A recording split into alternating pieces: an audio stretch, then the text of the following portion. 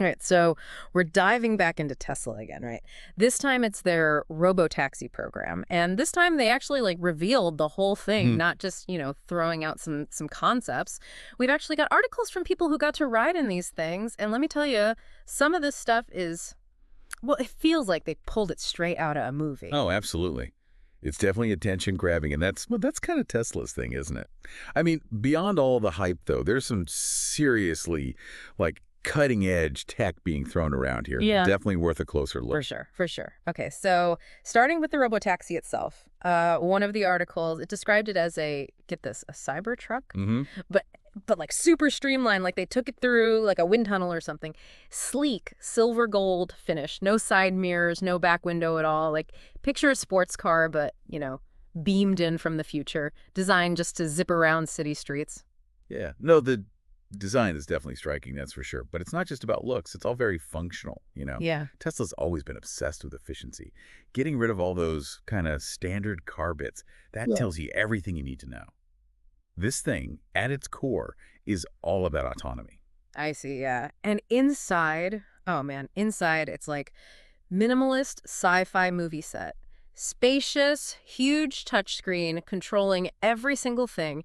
And the author kept saying how weird it was to not have a steering wheel. Really? Yeah, or pedals even. They said it was like chilling in some high-tech lounge more than being in a car. Huh. That's really the key to what Tesla seems to be going for here. This isn't just about automating driving. This is about, rethinking the whole idea of what personal transportation even is. Yeah, though getting people actually okay with that reimagining, I don't know, it's a big ask, right? And speaking of big, the article mentioned Tesla's aiming for a price tag under $30,000. Yeah, if they can actually pull that off, I mean, that just undercuts most of the car market out there. Yeah. And that's before you even factor in saving on paying someone to drive you around. Right, right. Yeah, it's a bold goal, no question. Mhm. And we've all seen it before, right? Yeah. Sometimes Tesla's timelines, they're, well, flexible. Yeah. But the potential here, the disruption, it's massive. Think about it. A world where calling up a robo-taxi is actually cheaper and way more convenient than even owning a car. Heck, even in those ride-sharing apps we use now, it's a whole other ballgame. Okay, but that brings up, I think, a pretty massive concern that the article hit on: safety. Specifically, no manual override, at all. Hmm. If something goes wrong, you are just along for the ride, no grabbing the wheel. Yeah. You are trusting the AI with your life. That's a lot of trust. That's a whole lot of trust. It's the core of the whole debate around self-driving cars, period. Mhm. And Tesla, they're going all in on what's called, get this, level 5 autonomy, which basically means the car's handling everything. All driving situations, zero human input. That's the goal. So no more slamming on the imaginary brakes yourself if you think the AI messed up, huh? In theory, no, Mhm. not at all. The whole idea is that the AI is so advanced, it's trained on so much data, that it'll actually be a better driver than any human could be in every situation. Big if, though, right? Yeah. And then on top of all that, you've got the legal hurdles, the regulations, getting those regulations in place for cars that don't even have the option for a human to take over. Whole other can of worms. Hmm. Totally new territory, legally speaking. And it gets even more complicated when you bring in Tesla's other big reveal. Oh, you mean the Robovan? This thing, it's supposed to be massive. The article, I kind of glossed over it, honestly, like it was almost an afterthought. But come on, a self-driving van that big, that changes everything. Right, absolutely. Just imagine what that could do for public transportation. Instead of having your bus routes all planned out ahead of time, you just have these robo-vans on call, picking people up, dropping them off, all based on real-time demand. That could completely revolutionize how we move around cities, especially these sprawling ones we've got. No kidding. It'd be way more efficient, maybe even cheaper than buses now. Plus, no more stressing about missing the last one home. Sounds kind of utopian when you put it like that. It does, doesn't it? But, got to look at the flip side, too. What happens to all the bus drivers? Yeah. The taxi drivers? And how do we make sure this tech is accessible to everyone? People who can't afford it or maybe aren't comfortable using it? Those are questions with no easy answers. Yeah, tons to think about there. It's kind of wild how Tesla's going straight from personal cars, the robotaxi, to mass transit with this van. Feels like they're skipping a whole step. Maybe. Or maybe they see them as always connected. If the end goal is AI handling all our transportation, doing it safer and better than we ever could, then it makes sense they'd tackle both sides, the individual and the mass movement, all at once. Makes you wonder what else they've got up their sleeves, honestly.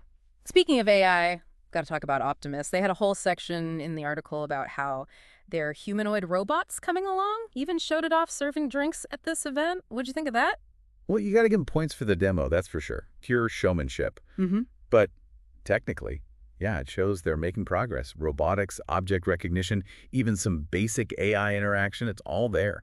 Although there was some skepticism in the article about whether those interactions were, actually as autonomous as Tesla made them seem. Right. Maybe the robots are just really good at following a script, not actually thinking for themselves. Yeah, that's always the question with these kinds of things, right? Hard to know how much is actual learning AI adapting on the fly versus just, like you said, a pre-programmed routine. Yeah. But even if it was staged, the way those things move, the coordination, super impressive no matter how you slice it. Yeah, it's like watching one of those big magic shows. Oh, All the spectacle, you're blown away, but in the back of your mind, you're like, okay, but how'd they do that? right. And that's Tesla's sweet spot, isn't it? Creating that spectacle, that feeling of like, whoa, the future's here. But they're also, let's be honest, they're really good at controlling how we see that future. So where does that leave us then? I mean, we've gone through all these articles, self-driving taxis, this giant robo-van, robots mixing cocktails. Is this actually the future of how we're going to get around, or is this just Tesla with a really, really big budget for hype? Honestly, it's probably a good bit of both. They're pushing the limits, no doubt, but they're also masters at selling the dream. I think the trick is going to be figuring out what's truly groundbreaking versus what's a well-rehearsed performance. And for everyday folks like us, just trying to wrap our heads around all this, what are we supposed to take away from all of this? Should we be excited, nervous, a little both? I'd say a healthy dose of both is probably the right call. It's exciting to see tech like this, to imagine a future where getting from A to B is safer, smoother, maybe even, dare I say, more fun. But, and this is a big but, we got to be asking the tough questions too, right? Yeah, the article brought up a few of them, like what happens to all the jobs this tech might replace, and the whole ethical can of worms when it comes to AI making split-second decisions out there on the road with real lives at stake. Exactly. Yeah. And it's not even just about the tech itself. It's about how it fits into everything we've already got.